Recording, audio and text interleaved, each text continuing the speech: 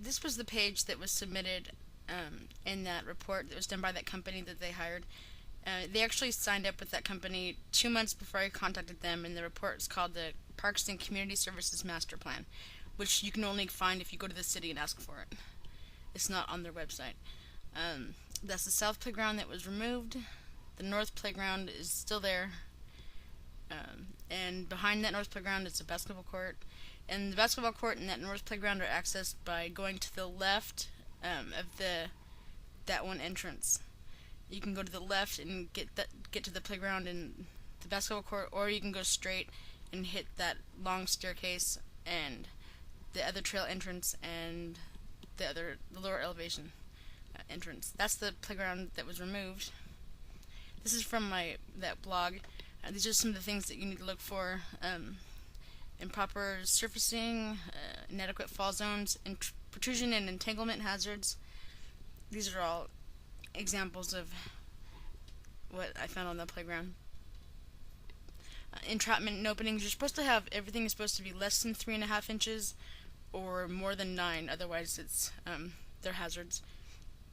Insufficient spacing, trip hazards, lack of supervision, age inappropriate activities, lack of maintenance, pinch, crush, shearing, and sharp edge hazards. That was actually on the interior of the playground.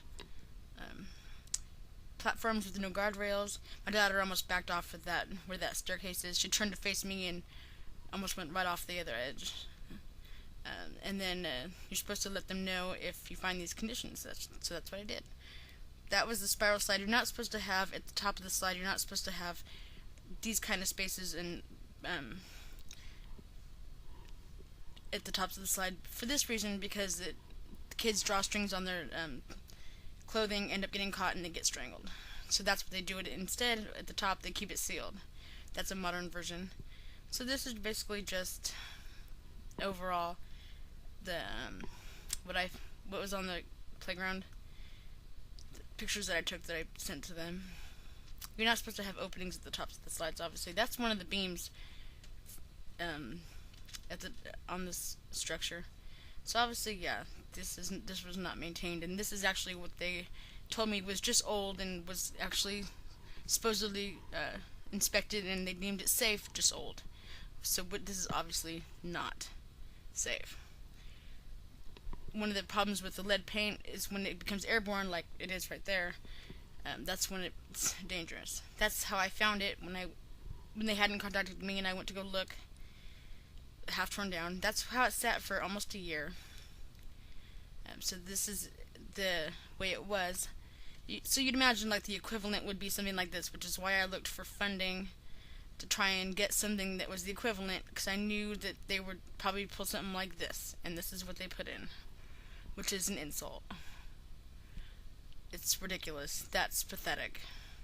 And so this is what they figured we were due. So that's the playground, and that's the waste of space with a couple swings. So that was the south playground. The north playground is still there, and that's what it looks like. So I'm hoping that maybe I can get something decent put in there with your help. And that's it.